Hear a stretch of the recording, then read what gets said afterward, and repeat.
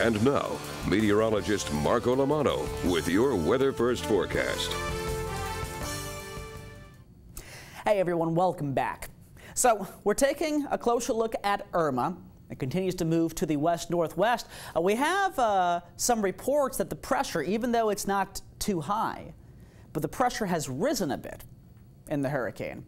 Now we have talked about the pressure plummeting, and we've seen intensification as the pressure has gone down. But as of this recording, as of this update, close to 8:30, we have seen pressure rise. So it's not intensifying. It's not weakening by any big stretch, but it's not intensifying either. So at least it's being kept at bay. Still a powerful Cat 5 major hurricane, still being held to the south by this strong Bermuda high, which stretches all the way to the west. So it's being prevented from moving north at the moment.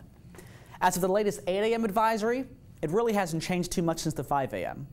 So we're still looking at the west-northwesterly track, pretty confident in this. Then the cone really expands by this weekend. Now Monday overnight really means like Monday early morning, Sunday night. Landfall is still around Miami, moving north. This would keep the strongest of the major hurricane force winds to the northeast. And depending on how far west this wobbles, we could either get tropical storm force winds if this wobbles further east, which would be great for us. Or if this wobbled further west, we would get stronger winds. There's a lot of uncertainty. We're still in the cone, so it could still shift west. But the East Coast is also still in the cone. Compared to Matthew, we would love to see something similar to Matthew and even further out. The potential's still there. Matthew from last year, very powerful hurricane, but was able to keep its center off the coast and keep the strongest winds off the coast. We would love to see something similar to that right now. It's not in the official center of the track, but it is within the cone. So we want to keep seeing the shift east. Why have we seen a shift to the east, by the way? Some of you may be asking.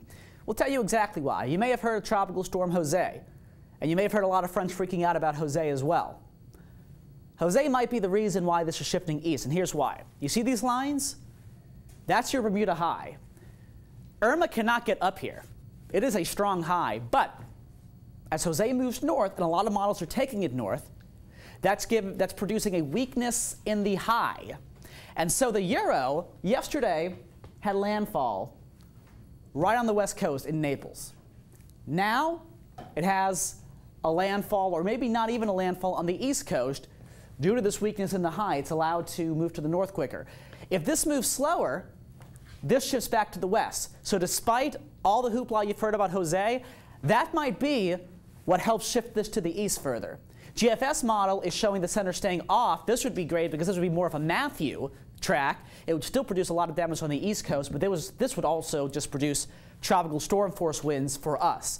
We want to keep seeing it move east, but we're still in the cone. So keep preparing for a major hurricane as we hope for the best.